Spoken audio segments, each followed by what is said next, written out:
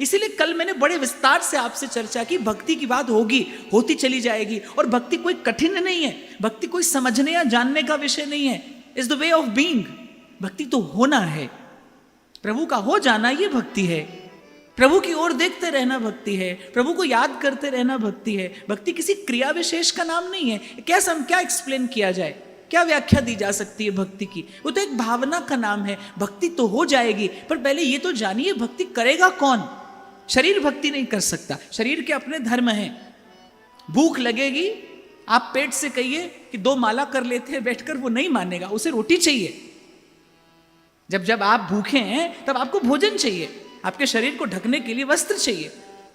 गर्मी में गर्मी का वस्त्र चाहिए, सर्दी में सर्दी का वस्त्र चाहिए। वहां भजन से काम नहीं चलेगा। तन का अपना धर्म है और तन अपने धर्म पर रहता है और तन को अपने धर्म में रखना भी चाहिए। That's why yesterday I said first of all be healthy, be happy। उसके बाद तो मैं आपसे बात करूं, उसके बाद तो आप और मैं भक्ति की चर्चा करें। पहले तन स्वस्थ हो, मन प्रसन्न हो, चित्त स्थिर हो। आई रिपीट, तन स्वस्थ हो, मन प्रसन्न हो, चित्त स्थिर हो, तब भक्ति की बात। भक्ति अर्थात प्रसन्नता का शिखर, भक्ति अर्थात आपके जीवन में नित्य उत्सव हो। आप देखिए मीरा के महल के द्वार पर भूखा सिंह बैठा है, उसने सब शस्त्रधारी सैनिकों को भगा दिया। भूखा सिंह गरज रहा है मीरा के द्वार पर, और दासियां महल के भीतर दौड़ने भागने लगी। सब भयभीत हो गए कि राणा जी ने आज भूखा शेर भेज दिया है मीरा के प्राण लेने के लिए। मीरा जी, भोर का समय था और मीरा जी अपने गिरधर गोपाल के लिए बैजंती माला पो रही थी, प्रभु का श्रृंगार करने की तैयारी कर रही थी।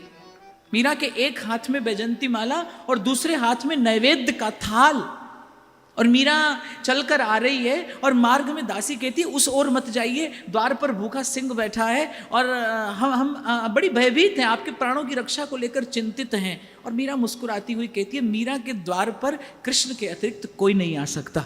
वो भूखा सिंह नहीं है, नृसिंह भगवान मेरी सेवा लेने के लिए आए होंगे। और उसी गति से मीरा पहुंचती है उस सिंह के पास। आप मीरा के चित्त की स्थिरता देखिए, मीरा के मन की प्रसन्नता देखिए, उसी गति से मुस्कुराती पहुंचती है मीरा उसके पास और अधिक प्रसन्नता से लौट कर आती है। भक्ति जीवन के इस उत्सव का नाम है, कोई क्रिया, कोई साधन का अर्थ भक्ति नहीं।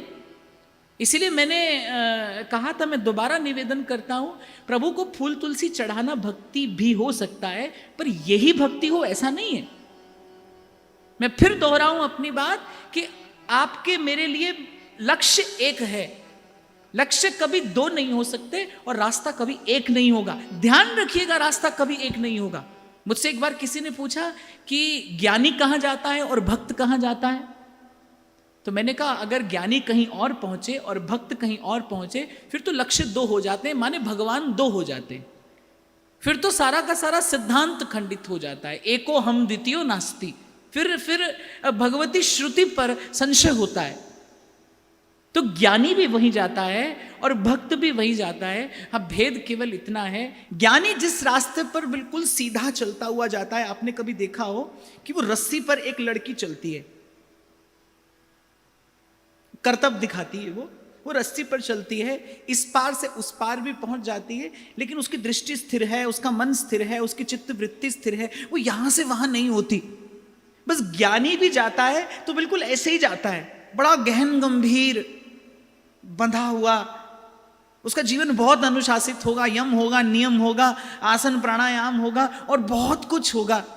तो ज्ञानी जाता है ऐसे गहन गंभीर, बिल्कुल सीधा चलता हुआ, जाता उसी मार्ग पर है और पहुंचता भी वहीं है, लेकिन ऐसे जाता है। और भक्त उसी मार्ग पर जाता है, गाता हुआ, गुनगुनाता हुआ, उत्सव मनाता हुआ, प्रभु के नाम को गाता हुआ, उसके गुण को गाता हुआ। गाया गाया हरि गुण गाया, गाया गाया हरि गुण गाया, गाया